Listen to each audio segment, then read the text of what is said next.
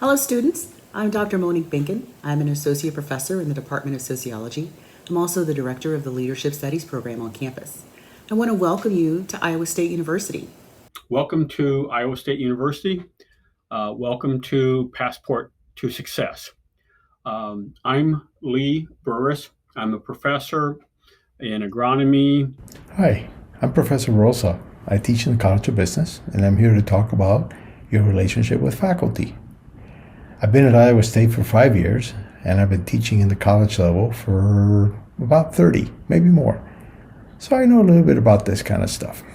This is Shri Nilakanta, the faculty member from College of Business. My name is Raj Raman, and I'm a Morrill Professor of Ag and Biosystems Engineering here at Iowa State University. Let me start by welcoming you to Iowa State. It's an unusual time, but we're very happy that you're here nonetheless. I'm hoping that all of you, over the course of your stay at Iowa State, will have an outstanding educational experience, will be challenged in positive ways to live up to your potential, and will be inspired to become lifelong learners. And today, very briefly, going to talk a little bit about approaches to succeeding in your academic efforts here at Iowa State. Hi, I'm Heather Bowles, and I teach calculus here at Iowa State. Hi, I'm Steve Butler, and I do a lot of calculus here at Iowa State, so I might be seeing you pretty soon. Hello, I'm Doug Jacobson, faculty member in electrical and computer engineering. So I want to talk a little bit about how to work with your fellow students or faculty in different types of course formulations. Given the COVID situation, we are now going to offer 3 different types of courses, either a face-to-face, a blended, or completely online. So as a student, how do you get yourself connected with other students or with the faculty? So how do you create that so I not become anxious about, I don't know who else is there in the class. I don't know how do I work with the faculty. So that needs to be addressed. The best way to do that is if you are in a face-to-face class where you're attending a classroom, you know you have your colleagues that you can work with and create a network. When you are in a blended, of course, during the time you are physically in class, you can still do that. But when you go online, how do you create that? Well, one way to do that is use your social media. Use your social media facilities to create your group. And oftentimes the faculty may assign you to a group. But in addition to that, you're networking through your social media. Now that can be applied even with face-to-face or other approaches too. So think in terms of building that network. That will relieve your anxiety. I want to talk today about reading the course syllabus. This is a document, a type of contract that the instructor prepares, and it gives the course policies, and so it communicates to the students what's expected, both of the instructor and of the students. So in the syllabus, you could find important due dates, the dates of exams and where you might take the exams, what policies will be used to determine the final course grades, what are the recommended resources or the required resources for the course, what are some suggestions for success in the course, what are the best ways to contact the instructor or the teaching assistants, what happens if you miss an assignment, is there a makeup policy, is attendance required, what level of participation is required in the course. So all of these questions can be addressed in the course syllabus. So it's recommended that you read the syllabus when you receive it, but then read it again about a week or 2 into the semester when things have settled down, and you can process things maybe a little bit more calmly and make sure that you haven't missed anything. First, as you deal with courses, the most important component you start with is the syllabus. That syllabus is it's the roadmap. It articulates exactly what's going to happen in the class and what you'll be doing in the class. But the second, almost as important thing is the instructor, him or herself. That person is going to give the context of what they really expect and what the syllabus means. Number one, syllabus tells us everything. And every course will be different, but use the syllabus of the course. Number 2, instructor gives us the context. Listen to that person, come to understand that person, and you can make that structure work better for you. And number 3, any challenges you have, please don't put them off. They'll just get worse. I want to talk today about the importance of getting a good start. Now, in the very near future, you're going to be going to your courses and you're going to be looking at your syllabus. Now, the syllabus is just another fancy way of saying your course policies. And as you look at them, you're going to discover something. You see, the points tend to be distributed something like this. At the start, it starts fairly slowly. Maybe you have an exam early in the semester, but of course, at the end, that's where you see a lot of points. The big assignments, the big exams, they're all towards the back. And you might say to yourself, hey, I've got a great idea. Now, what's your great idea? Well, the great idea is, look, the end is what matters, so I'll take the start of the semester and catch up on my sleep. I'm here to tell you this is a terrible idea. You shouldn't do that. Instead, you should start from the very beginning. The reason I want to tell you this is that oftentimes within the first 3 or 4 weeks, that's when we can say with great accuracy who's going to pass the class and who won't. If you start doing the work consistently from the beginning, you're going to develop those good habits and good skills that'll help you succeed. Plus, that stuff at the beginning that sounds so easy, it really is important because it helps you lay a foundation. So make sure from the very beginning you're doing the work so that you can succeed all the way right through the end. All right, good luck. Personally, when I was an undergrad here at Iowa State, I got involved in one of the clubs. That led to working with a faculty member. That faculty member asked me to stay in grad school, and I stayed in grad school, got my PhD, and became a faculty member. It was all because of that, getting involved, that set my path to become a faculty member. So please get involved in the activities here at Iowa State. So there are some misconceptions that people often have that planning your time and talking to instructors and asking questions are signs of weakness, and the opposite is true. There are misconceptions that being disciplined will reduce fun and spontaneity. I believe this strongly as a young student. And I learned after, maybe it took me 3 years, I was slow to learn this, that it actually increased fun and spontaneity for me to be on top of my coursework. If you find yourself wondering how you actually make some of the changes that we just described, my best advice in a nutshell is to focus on small habits. You don't have to sit down and do an 8-hour study period. You need to make a deal with yourself to do the next 20 minutes. We need to get used to starting things if we're procrastinators, which I am. I've struggled with all my life. And I'll tell you that starting is the key, little steps. Another thing I want to emphasize is how important attitude is, how important a understand the content attitude is much more useful than just a pass the class attitude. If you bother to try to understand content, I can almost guarantee you that you'll pass the class and in fact probably do very well in the class. If you strictly go into a class with the attitude of, I just got to pass, I guarantee you that A, you might not pass, and more importantly, 48 hours after the final exam, you might not remember anything that you were supposed to learn. That's not worth all the time and money that you're putting into this effort. Okay. Building a study group can also help minimize stress and build your understanding as a student.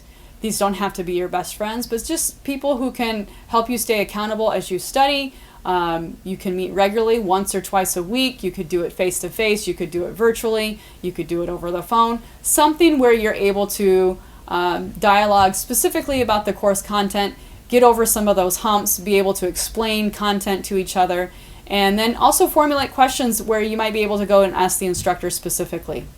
Okay. I wish you the very best as you move forward in this adventure at Iowa State. We're rooting for you. I want to talk about emails. Email is one of the most powerful communication medium that you can use.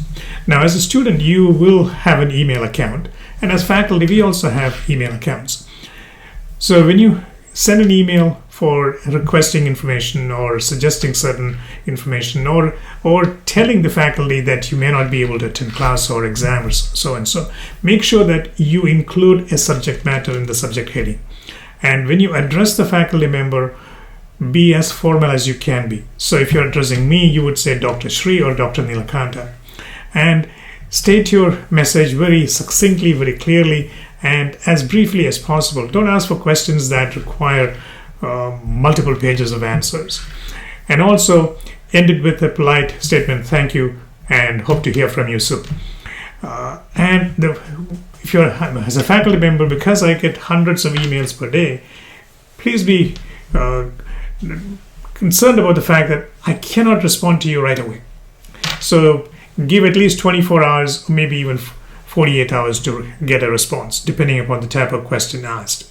So again, be formal, be concise, and refer to that individual in a very polite manner, formal manner. So you have a question and you want to email your professor. The professor gave you their email address in the syllabus, and you want to ask something.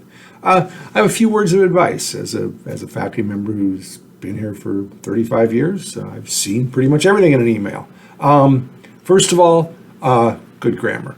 Somebody my age doesn't always understand what all these LOM letters, etc. are.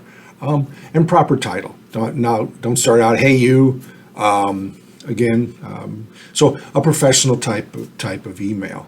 And response times. I'm a very early morning person, so if you send me an email at midnight saying I need help, you're not going to get an answer until 6 a.m.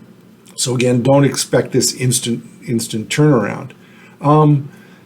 And when you ask the questions, first look through the syllabus. Don't ask things that are obviously in the syllabus. And another thing is, don't ask these big questions that require pages of answers. If I didn't understand all of this, well, that's really where you need to have this discussion, this dialogue with the faculty member.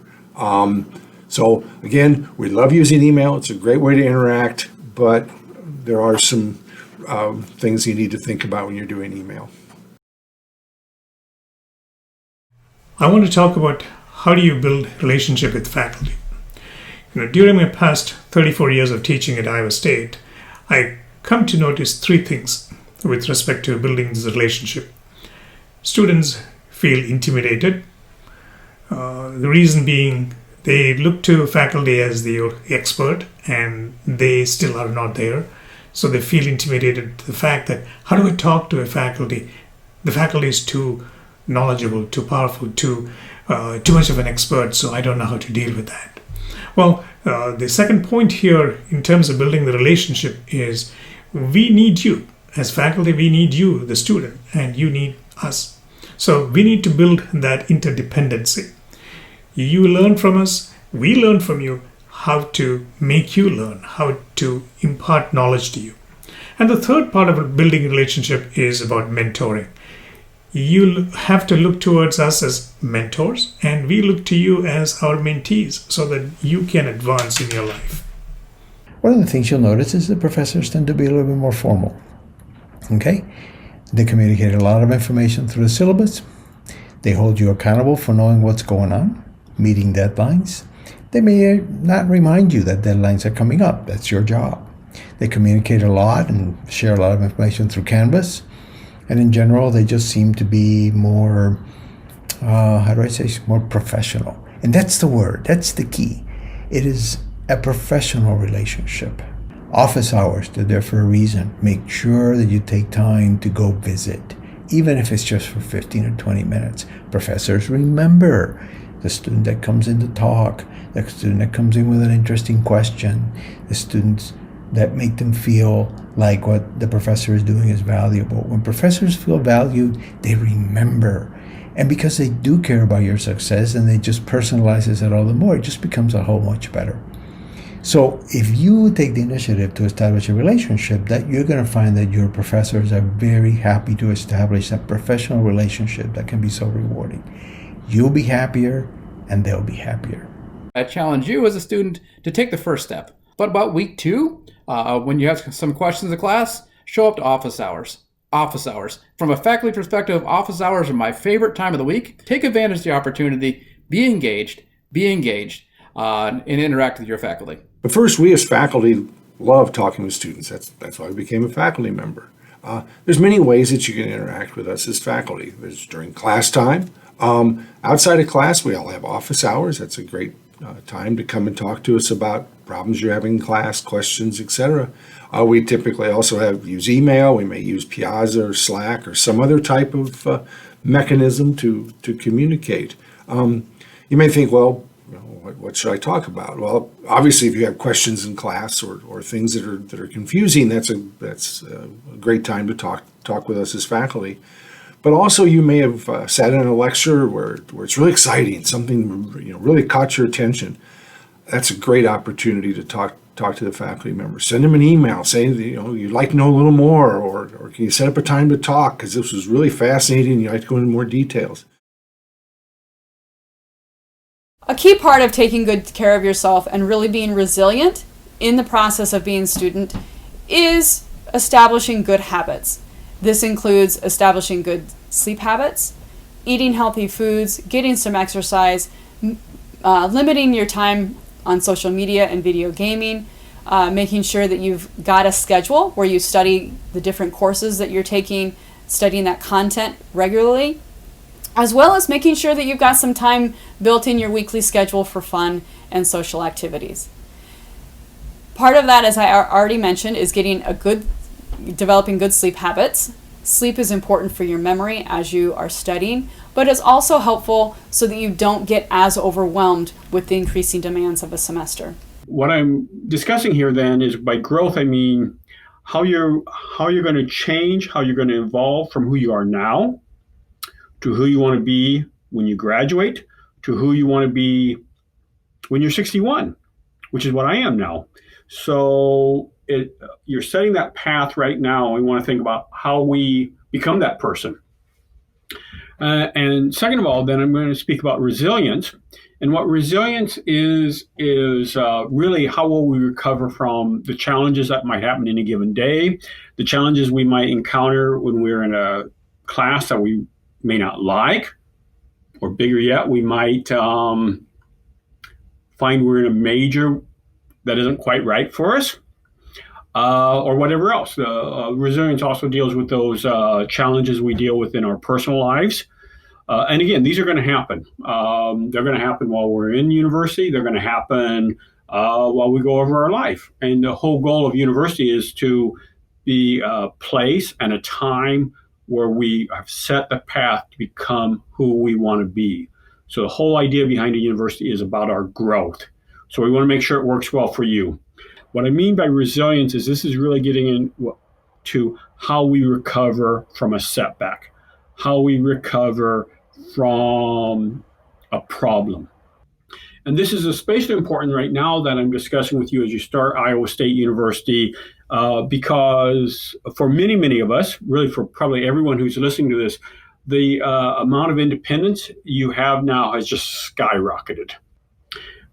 And the real thing I'm building to here with this idea of independence and the idea of growth is the amount of guidance you'll get is zero unless you go look for it.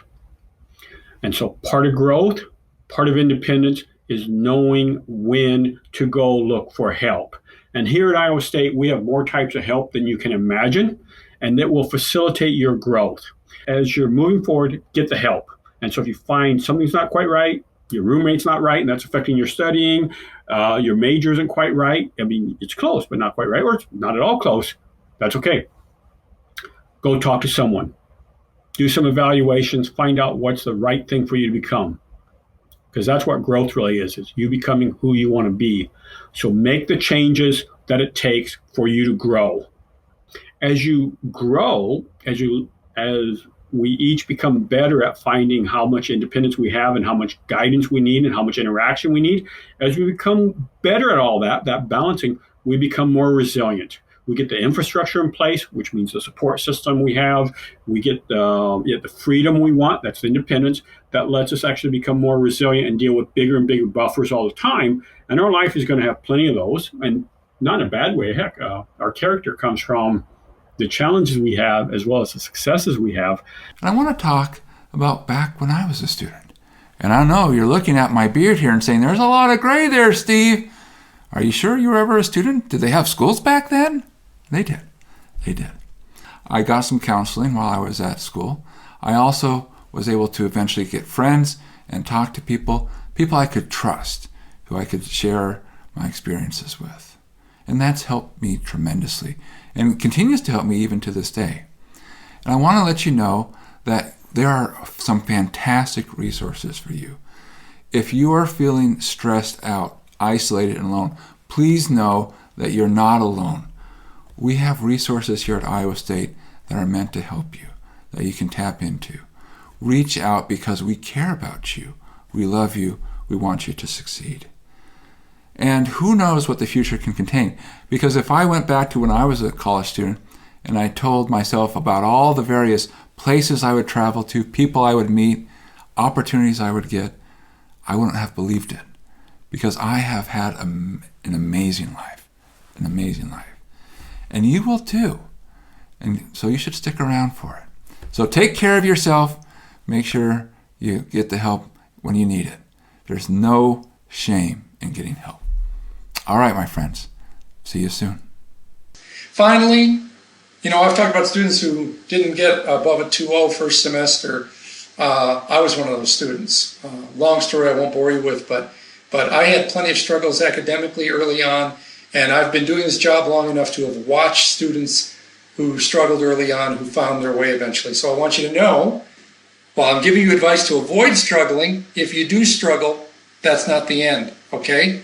I want you to stay positive. I want you to seek help, whatever help you might need to really realize your potential. And I want to wish you all the best. Thank you for your time. Take care. Your time at ISU will be all about growth and resilience. You are embarking on a milestone of development that will naturally have challenges and bumps in the road. As the Director of Leadership Studies, my job is to teach the leaders of tomorrow how to be masters of growth and resilience in the face of these challenges. Leadership is all about how we build and nurture relationships that benefit our workplaces and our communities. As you begin your journey at ISU, I want to offer some advice about how to experience and lead with a focus on growth and resilience. First, get to know your professors. Come to our office hours, stop and chat after class, get to know us. Second, get to know your fellow students. You are all in this together and can be each other's strongest support. Third, get to know your campus and take advantage of all of its amazing opportunities. We know that your time at ISU will be an incredible time of growth and the need for resilience. I encourage you to do more than just what's on your degree audit. Take chances. Don't be afraid to try something new. Know that we are here to support you. I hope to see you in class one day. Until then, enjoy your adventure.